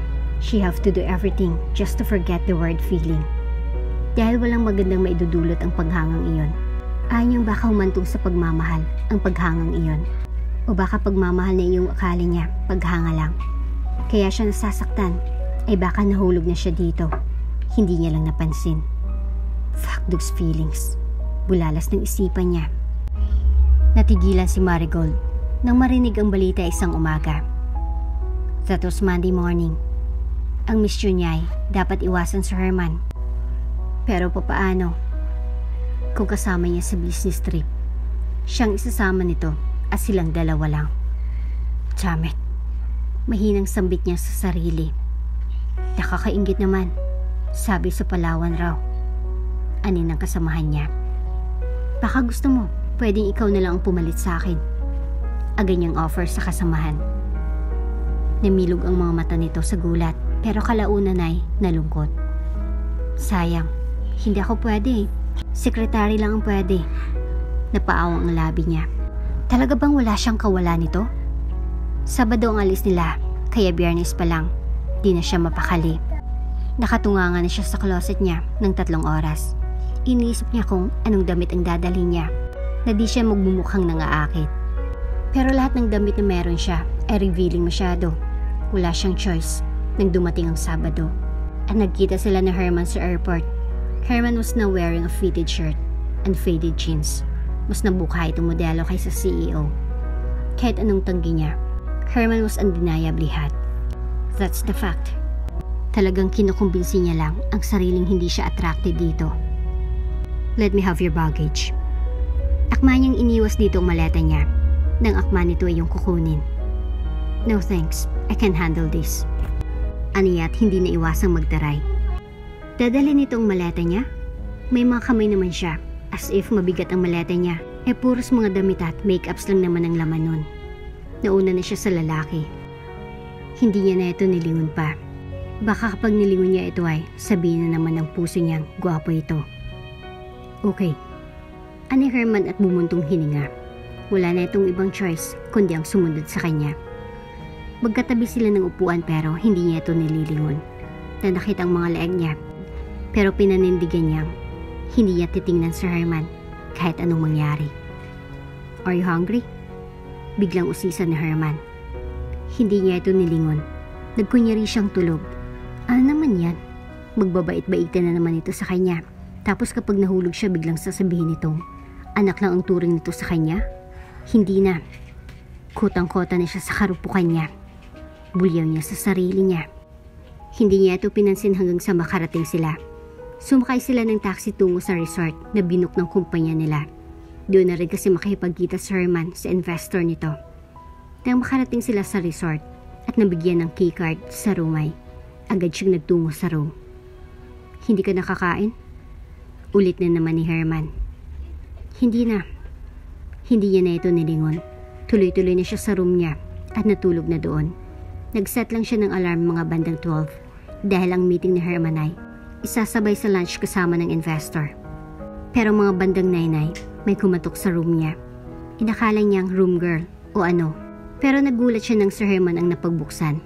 Napatingin ito sa suot niya. She's just wearing a sports bra and panty shorts. Oh, I thought it's a room service. Aniya. Kumunot ang noo nito.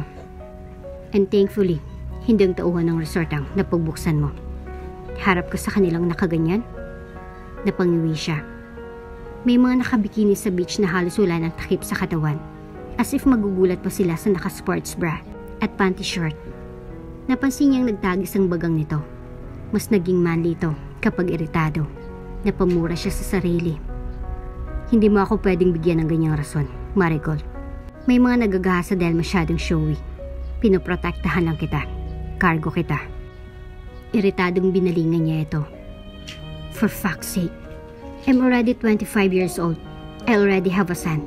I'm a grown-up woman. Gaano ba ako ka-immature sa paningin mo? Para isipin mo pang mapapahama ko dahil lang sa nagsuot ako ng sports bra at panty short. Now I realize kung bakit sumasakit ang ulo ng ama mo sa'yo. Natigilan siya sa sunod na sinabi ni Herman. What did you say? Akmang alis na ito pero hinilay niya ito pabalik. Anong sabi mo? Papaano mo nagagawang isaling ama ko sa usapang to? Hindi niya na napigilan ang luwas sa mga mata. Napansin niyang umawang ang labi nito. Nagulat ito sa biglaan niyang pag-iyak. Lahat na lang ba ng kilos ko? Iko-connect niyo sa ama ko? Sige. Binitaw niya ito at hinulak.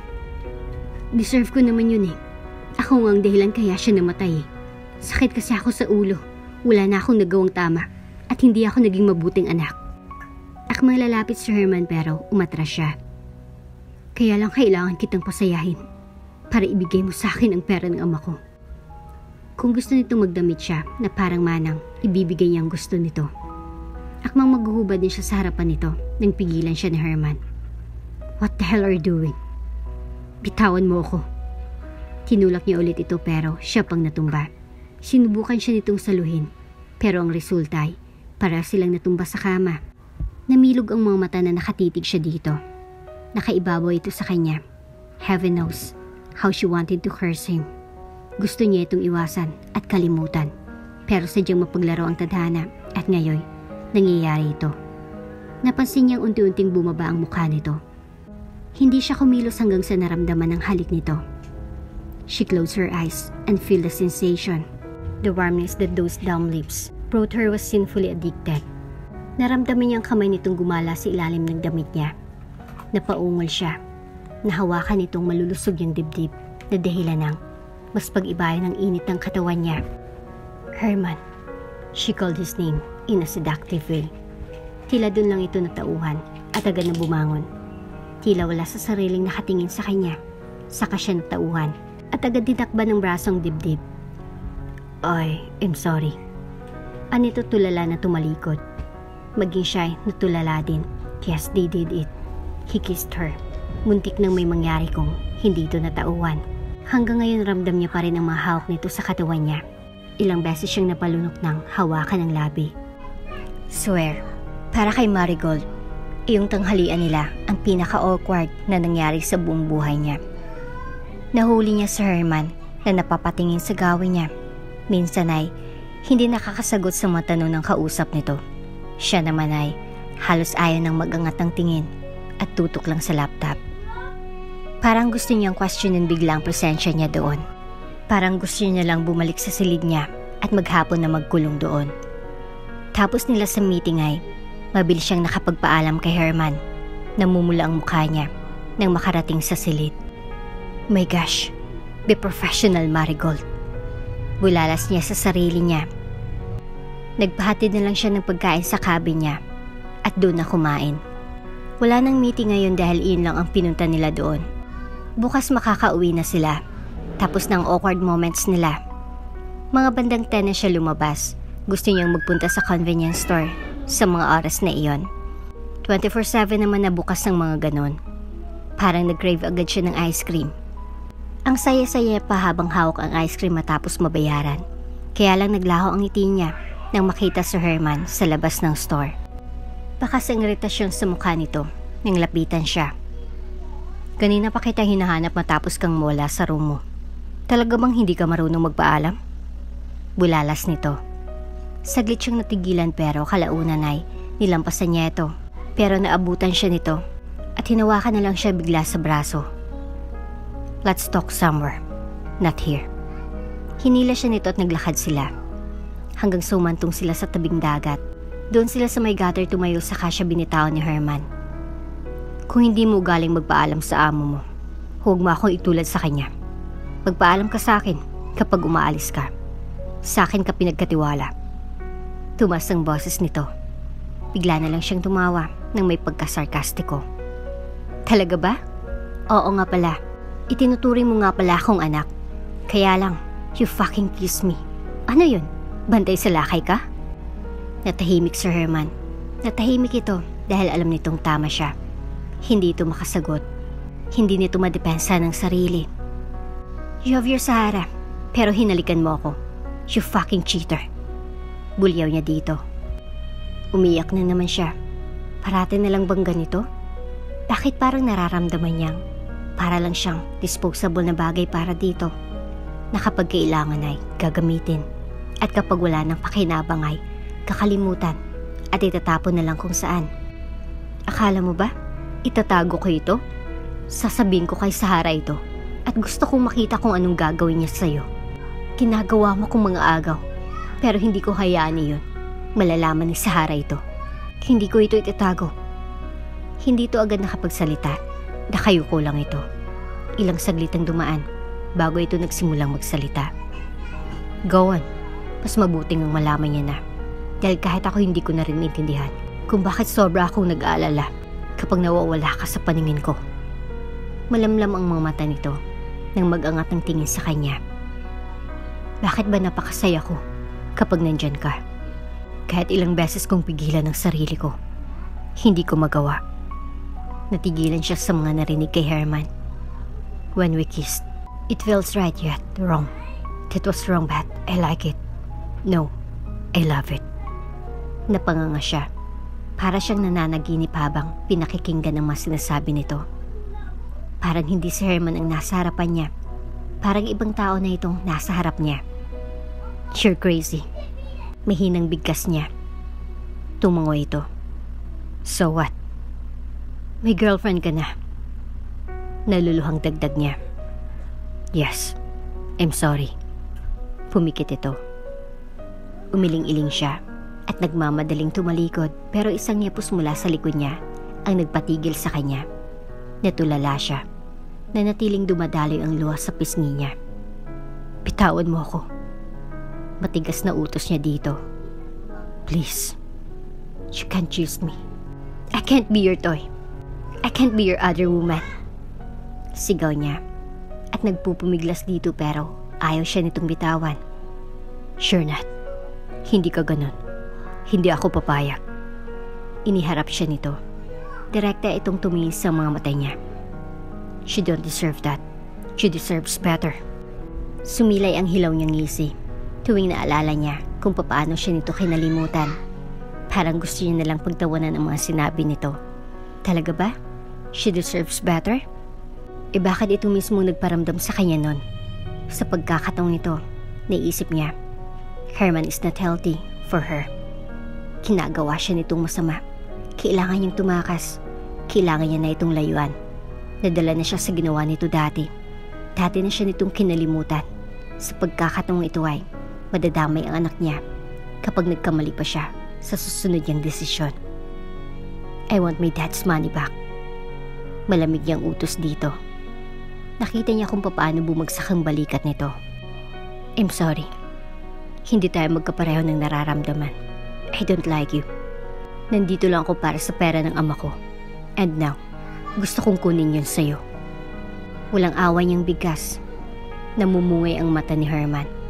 May pagsusumamo sa mga mata nito, kalakip ng panghina. Sure, ibibigay ko pagka uwi natin. Don't worry. Anito ngunit sa nanginginig na boses. Sinikap yung tatagan ng emosyon sa mukha. Mabuti at nagkakaintindihan tayo. Aniya sinikap na magmukhang malamig sa paningin nito. Iniwan niya doon si Herman.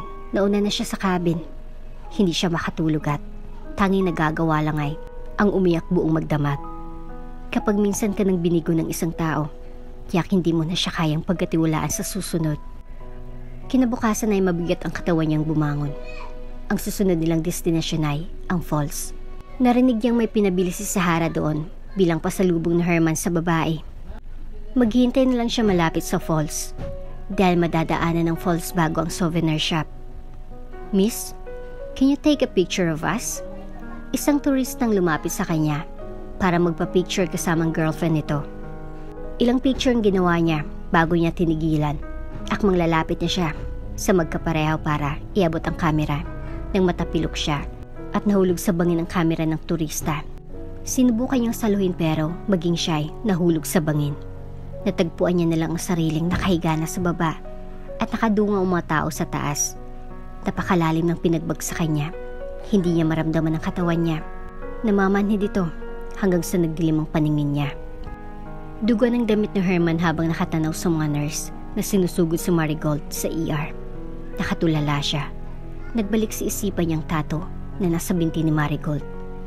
At nagbalik sa isipan niya ang malabong alaala. Ang babae naka one night stand niya noon sa kondo niya. Para siyang mabubuwal sa kinatatayuan nang maalalang batang kamukhang kamukha niya. The kid named Daniel. Noong unang beses na nakita niyang bata sa sementeryo ay nagtaka siya kung bakit kamukhang kumukha niya ito. Iniisip niyang baka nagkataon lang. Pero ngayong naalala niya na ang nangyari sa kanila ni Marigold ay sa kanya napagtanto na baka anak niya si Daniel. Hindi siya umalis sa hospital. Dumating ang kaibigan ni Mari na si Tamara. Kilala niya ito. Alam mong lahat. Wala sa sariling bunga niya kay Tamara. Agad itong naging balisa nang makita siya doon. What do you mean? Alam. Hindi siya nito halos matingnan. Please don't lie. Nanghina niyang sumamo. Gusto siya nitong iwasan pero hindi niya ito tinigilan. Gusto niyang malaman ng totoo. Gusto niyang aminin nito ang lahat. Kalaunan ay galit itong bumaling sa kanya. Know what? Wala kang karapatang malaman ng totoo. Itong nangyayari sa kanya ngayon, kasalanan mo ito. Sana hindi ka na lang niya nakita ulit. Sigaw ni Tamara at galit siyang tinulak. Hindi siya nagsalita. Tama ito. Dapat hindi na siya nagpakita pa. Dapat wala siya dito. Kung alam niya lang na mangyayari ito. Sana binigay niya na lang ang perang hinihingi nito. Dahil sa totoo lang, kulang 1 milyon. Sa ilang taong wala siya sa tabi ng mag-ina niya. Higit pa sa 1 milyon ang deserve na makuha ni na Marigold mula sa kanya. Para itong namamalimos ng tulong sa kanya, samantalang karapatan nitong makuha ang halagang iyon. Naalala niya noong mga panahong nakita siya ni Marigold, nakasama si Sahara. Noong mga panahong kaya niyang ibigay ang mga kailangan ni Sahara, samantalang hindi niya kayang ibigay ang nararapat para kay Marigold at sa anak niya. Comatose si Marigold. Araw-araw niyang pinagdarasal na sana magising na ito. Ipinapangako niyang oras na magising ito ay ibibigay niya ang lahat ng bagay na hindi niya naibigay noon. Hinding-hindi niya na ito papakawalan pa. Kahit huwag mo na akong patawarin, kahit saktan mo ako araw-araw, huwag mo lang akong parusahan ng ganito. Bulong niya habang nakaupo sa tabi ng natutulog na si Marie. Iyong araw-araw siyang nagigising at nakikita ang walang malay na katawan ni Marigold ay parusa sa kanya. Di bali nang pisikal siya nitong saktan, walang kaso sa kanya kahit pasigaw-sigawan siya ng babae. Huwag lang iyong ganito na araw-araw siyang natatakot na baka biglang bumigay si Marigold at hindi na ito magising pa. Gumising ka na dyan. Mamahalin pa kita. Tumutulo ang luha niya habang hawak ang kamay ng babae. Gusto niya ulit makita ang ngiti sa mga labi nito.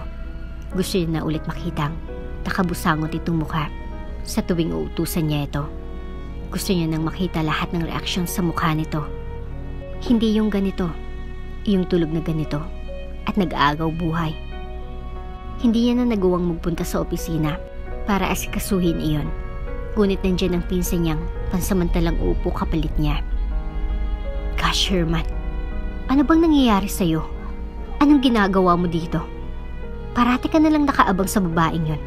I understand.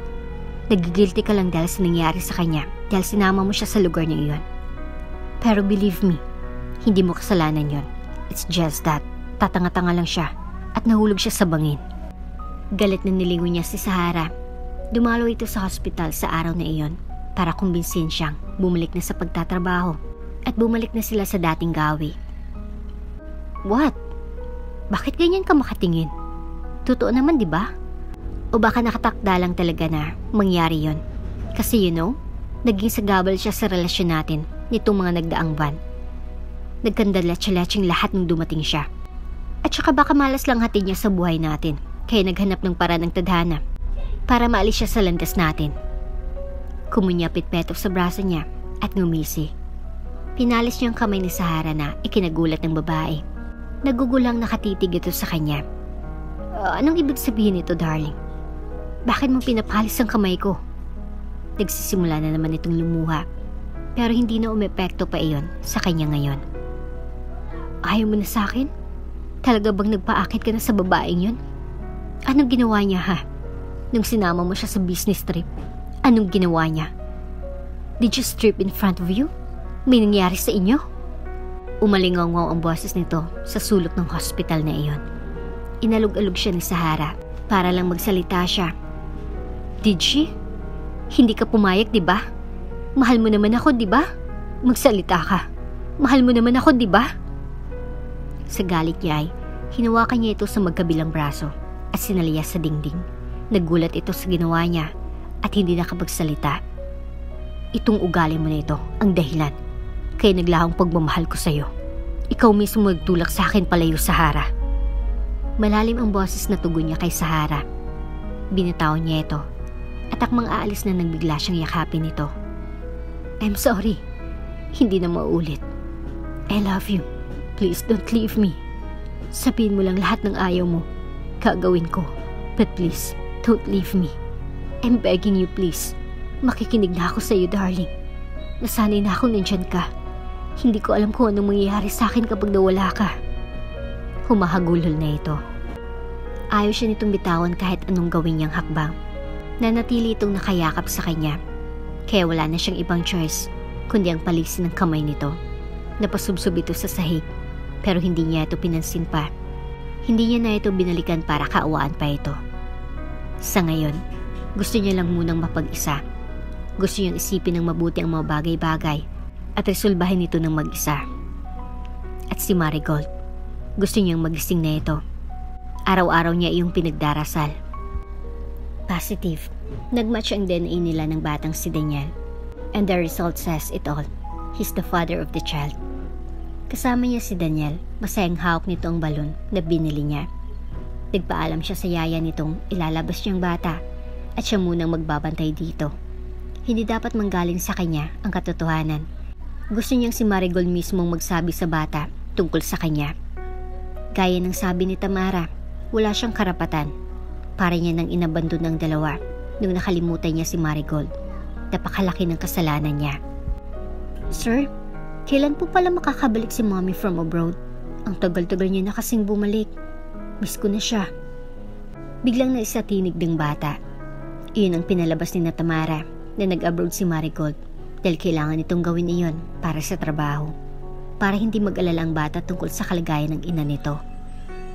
Malapit na siyang umuwi. Nakangiting tugon niya rito. Ngumuso ito. Gusto ko na siyang makita. Hanggang sa biglang namilog ang mga mata nito at napatingin sa kanya. Do you know where place she goes? Do you know how to book a ticket? Kasi big ka na at papayagan ka ng mag-abroad. Pwede ba tayong sumunod kay Mommy? Kasi kung hindi siya makakauwi agad, tayo na lang ang pupunta doon. Masayang suggest nito. Natigilan siya. Napagtanto niyang nagmana ito ng ugali sa kanya na kapag may mga bagay siyang gusto ay sinisikap niyang makuha at naghanap siya ng paraan.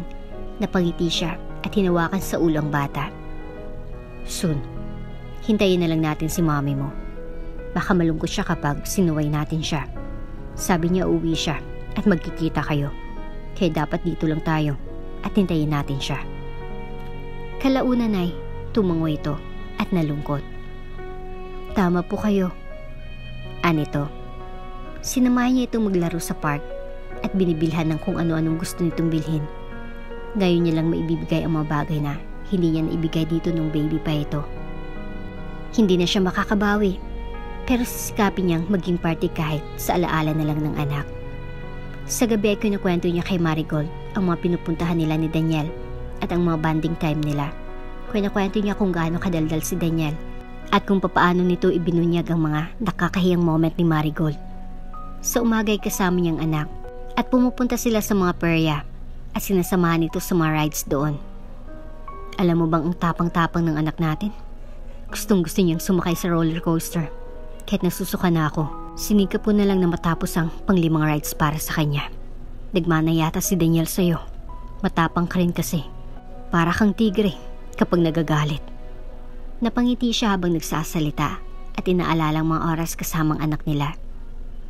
Paborito niya palang gami. Sabi ko magagalit kapag uwi mo. Pinagbawalan ko siyang kumain ng marami. Ayoko masirang ngipin niya. Baka pagising mo, awayin mo ako at sabihin mo, naging pabaya ako sa kanya. Pinagluto ko rin siya ng homemade lasagna. Nagustuhan niya at kinulit niya pa ako magluto ulit. Paano na yan? Baka araw-araw mo na ako makikita sa bahay niyo pagising mo. Araw-araw pa yata magpapaluto ng lasagna sa akin ng anak mo eh. Hindi maalis ang ngisi niya. Pabor din sa kanya iyon dahil araw-araw niya ring makikita si Marigold at makakasama niya pang anak niya. May crush na rin ang anak natin. Yung kapitbahay niyong may anak na babae. Hindi ko alam kung pagbabawalan ko siya o magiging proud ako sa kanya. Pagising mo, pagsabihan mo mag-ipon muna siya bago pumorma. Mas importante pa rin ang future. Hinimas siyang kamay ni Marigold. Napabuntong hininga siya. Kumising ka na. Sige ka, sasabihin ko kay Daniel na ako ang papa niya. Mahal na mahal pa naman ako nun. Sabi niya paborito niya ako. Niyakap niya ang braso ni Marigold at nakatulog na. Kinabukasan na si Tamara magbabanday kay Marie. Kaya alis siya dahil ayaw ni Tamara na makita siya doon. Galit pa rin ang babae sa kanya. Tama lang na magalit ito sa kanya. Niintindihan niya iyon at nirerespeto niya. Nasa labas na siya ng hospital nang masalubong si Sahara sa hallway. Agad siyang umiwas dito. pero hinabol siya ng babae hanggang sa makarating sila ng kotse. Bigla na lang nitong binuksan ang sasakyan niya at sumakay ito. Herman, please talk to me. I'm really sorry, okay? Kung ano mong nagawa ko, please, patawarin mo ako at hindi na yun mauulit. Please come back to me. Hindi ko kayang mag-isa. Please, Herman. Hinawakan nito ang kamay niya at bakas ang desperasyon sa mga mata. Bumaba ka na, Sahara. Aniya sa malamig na boses. No, we have to talk. Kailangan nating ayusin to. It's just a misunderstanding. Maayos natin to. Imposibleng nawala na agad ang feelings mo sa akin. Hindi ako naniniwala, Herman. Iritadong binalingan niya ito. Paniwalaan mong gusto mong paniwalaan. We're done. Ayoko nang pasahin ka. At may mabagay akong gustong ayusin. Then let's fix that together. I can help you. Kahit ano gagawin ko. Git ni Sahara. Hindi makapaniwalang pinagmamasdan niyang babae. Sa pagkakataong iyon, kapag sinabi niyang lumuhod ito, ay tiyak luluhod agad ito. Para itong asong handang sundin lahat ng sasabihin ng amo nito. Hindi niya lubos sa kalaing, hantong sa ganito si Sahara. Hindi itong babaeng una niyang nakilala. Parang hindi na itong dating Sahara. Nag-iba na ito, dahil yun sa pag-ibig nito. Bumaba ka na. Malamig niyang ulit. Nagsimula na naman itong umiyak. Akala mo ba titigilan kita? Akala mo ba tapos na tayo? Akala mo lang yun. Hindi tayo matatapos, Herman. Walang kahit na sinong makakapaghiwalay sa atin. Bulyaw nito. Bumaba na siya sa sasakyan at umikot para ilabas si Sahara sa front seat. Pinilit niya itong bumaba kahit ilang beses itong nagmakaawa sa kanya. I said we're done, Sahara. Sana marunong kang umintindi. Galit ng bulyaw niya nang magawa niya na itong ilabas sa sasakyan. I swear, babalik ka sa akin. Babalik ka rin sa akin. Itaga mo yan sa bato, Herman. Gagawin ko ang lahat para bumalik ka sa akin. Gagawin ko ang lahat. Ubod lakas na sigaw ni Sahara at gusto pang humabol sa sasakyan niya. Are you okay? Nag-aalala na nangamusta ang pinsan niyang si Eric.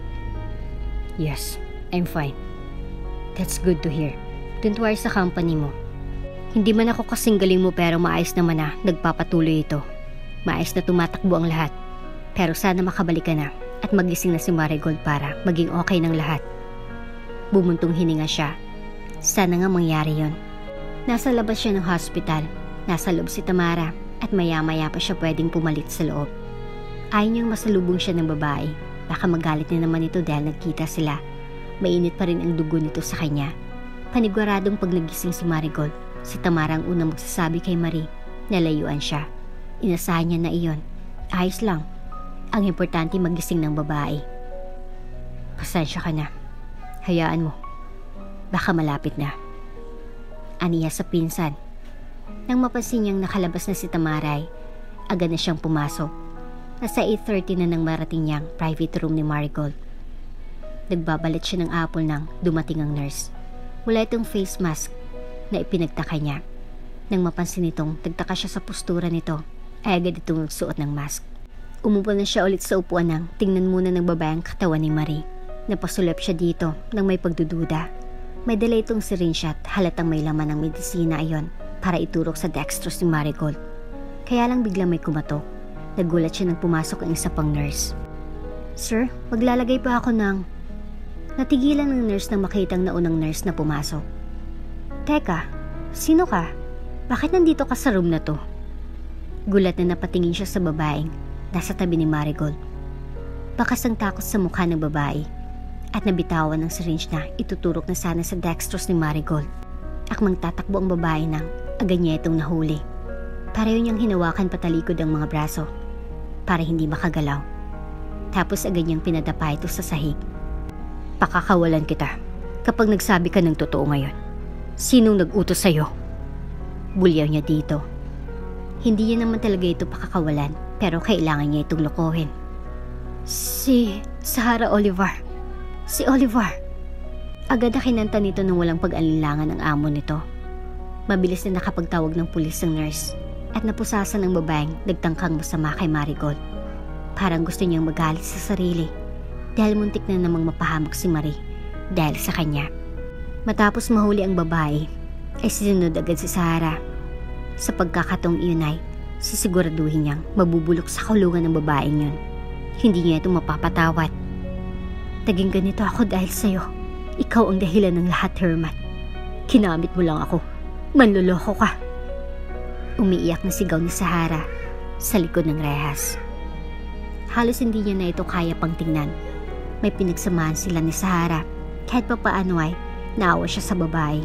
Pero nanaig ang galit niya sa mga oras na iyon. Ayos lang kung siya ang binalikan nito. Pero hindi niya makakaya pa kung si Marie ang kinanti nito. Babalik ka rin sa akin, Herman. Babalik ka rin sa akin. Naririnig mo ba ako? Nagpatuloy pa rin sa pagwawala si Sara sa loob ng bilangguan.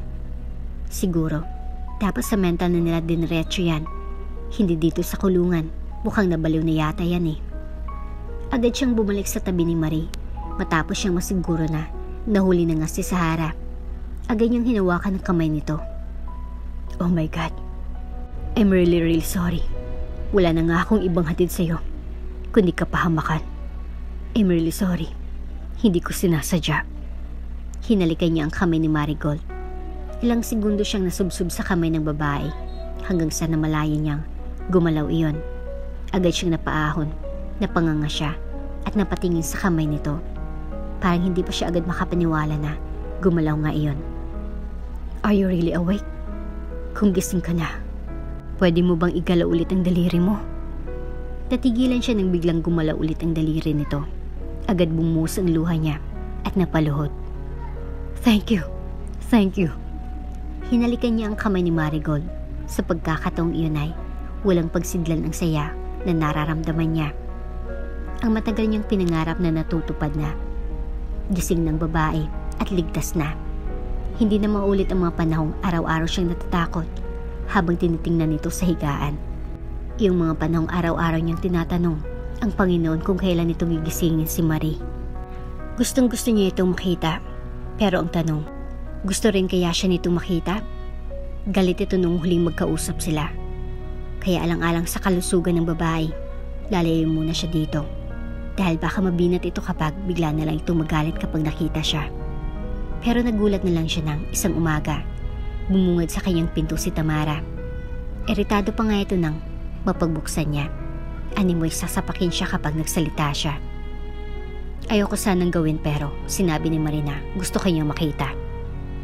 Namilog ang mga mata niya at agad sumunod kay Tamara pababa ng building.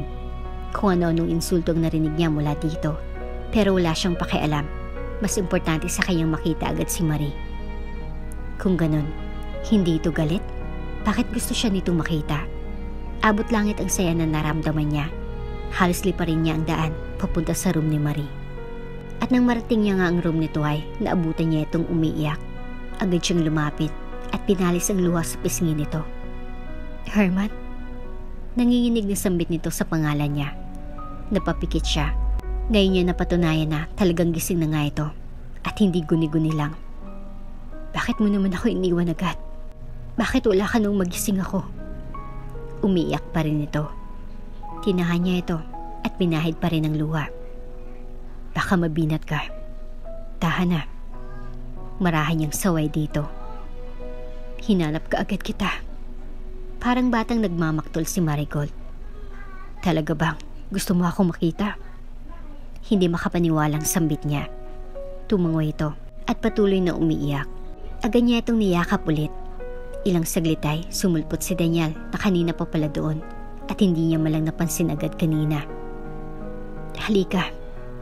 Marahang anyaya ni Marie sa anak. Nagtataka na yumakap ang bata. Habang tulog ako, akala niyo hindi ko narinig lahat ng mga kalokohan yung dalawa? Sinusumbong iyon araw-araw ng daddy mo. Natigilan siya sa binanggit ni Marie. Tama bang narinig niya? Nabanggit nito ang daddy? Nang bumitiw siya ay napatingin siya sa bata. Nakatingin ito sa kanya. Umiiyak na ito. Baby, ito nga palang daddy mo. Formal siyang ipinakilala ni Marie sa anak. Binalingan niya si Marie at ngumiti. Herman, ito ang anak natin. 4 years old. Ang pangalan niya ay Daniel. Tumango siya at hindi mapigilang umiyak at niyakap ang dalawa. Ang dalawang importanteng tao sa buhay niya. At dito na nga po nagtatapos ang ating kwento. Hanggang sa muli. Bago ka pa lang sa channel neto, ibang kwento ni Ate Jane, istorya mo, ikwento ko. Huwag kalimutang pindutin ang notification bell at subscribe button.